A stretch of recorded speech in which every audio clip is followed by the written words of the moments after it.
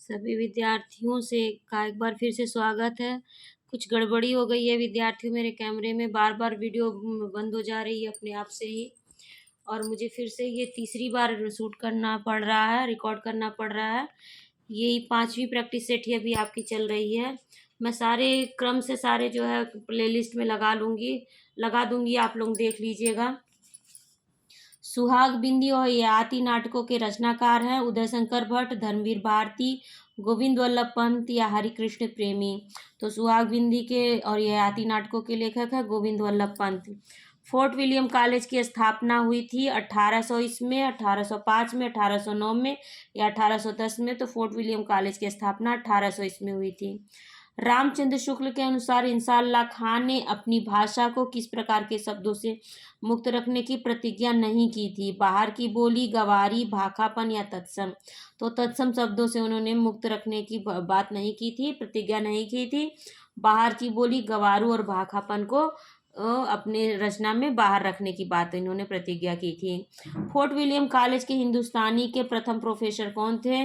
Gilchrist, पिनकार्ट, William Jones या Grierson. तो फिर फोर्ट विलियम कॉलेज के हिंदुस्तानी के प्रथम प्रोफेसर जॉन गिलक्रिस्ट थे। मुआवजे नाटक के लेखक हैं भीष्म साहनी, जगदीश चंद्र माथुर, मोहन राकेश या सुरेंद्र वर्मा। मुआवजे नाटक के लेखक हैं भीष्म साहनी। अनुच्छेद पढ़कर उत्तर देना है। तो देखिए, ध्वनि प्रभाव संकेत रेडियो नाटक के लिए अत्यंत महत्वपूर्ण है। ध्वनि प्रभाव संवादों के लिए आधार स्तंभ की भांति है। संवादों की भावनाओं की रसात्मकता ध्वनि संकेतों के से बाहर से बढ़ सकती है।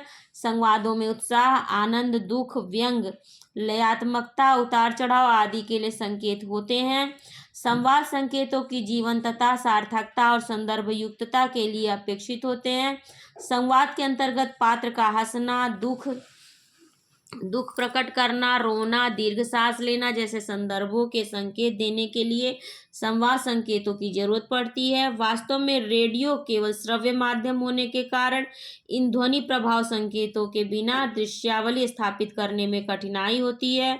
उदाहरण के लिए, नाटक की घटना में पात्रों को किसी रेलवे स्टेशन में संवाद करते हुए पाया जाता है, तो इसके लिए रेल के आने जाने की उद्घोषणा, यात्रियों के चाय नाश्ता बेचने वालों के शोरगुल आदि दृश्यों का सृजन ध्वनि प्रभाव संकेतों से ही संभव है। और इसी प्रकार के दृश्यों के लिए कई प्रकार की आवाजें यथा दरवाजा खुलने बंद होने, गाड़ियों के आने जाने, किसी के आने जाने की आहटें, बच्चों के खेलने की आवाजें आदि का सृजन इससे संभव है। आमतौर पर नाटक के दौरान उत्पादित ध्वनियाँ कुछ पूर्व रिकॉर्डेड ध्वनियाँ होती हैं। सामान्यतः रेडियो नाटक का रिकॉर्डिंग स्टूडियो पर होता है, अतः सभी प्रकार की ध्वनि प्रभाव प्रत्यक्षतः नाटक के रिकॉर्डिंग के दौरान ही उत्पन्न करने में कठिनाई होती है, अतः पूर्व में रिकॉर्ड की गई ध्वनियों का इस्तेमाल किया जाता है।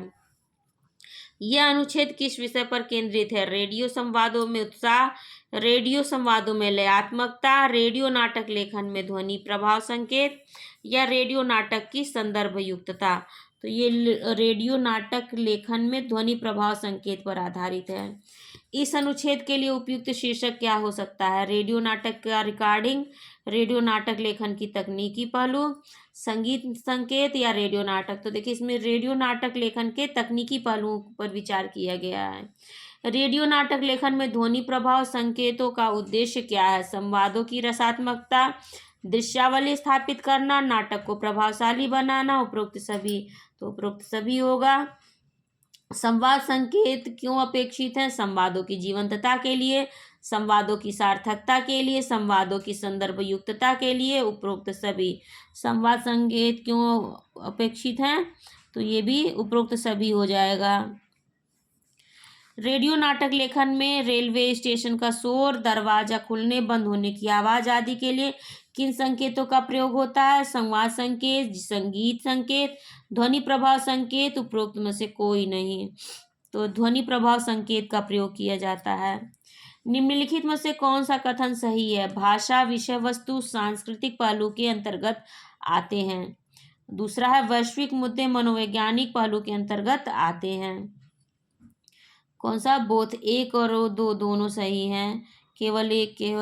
तो इसमें निम्नलिखित में से कौन सा कथन सही है? भाषा विषय वस्तु सांस्कृतिक पहलू के अंतर्गत आते हैं।